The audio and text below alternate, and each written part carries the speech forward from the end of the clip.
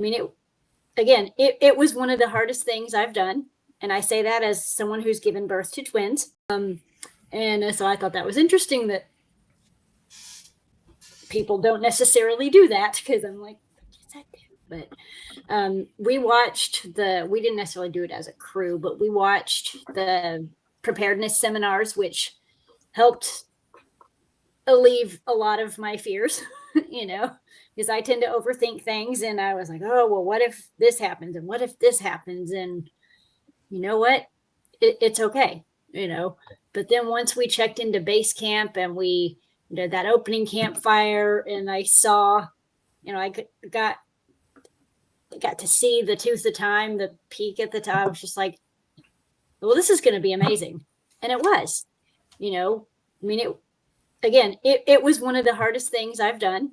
And I say that as someone who's given birth to twins. Yeah, but it was wonderful. And I want to do it again. Not right now, but, absolutely. And I said, it was hard and it was wonderful. And I got frustrated and mad and sad. And I can't tell you how many times I cried, tears of joy, tears of anger, tears of, calling my husband while sitting on top of Baldy.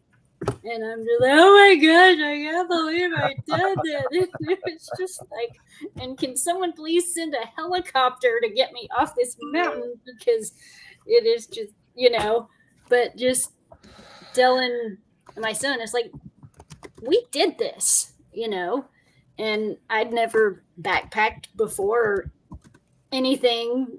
So this was just like, holy mackerel, we did this, And I said, it was just truly a magical experience. I can't wait to go back.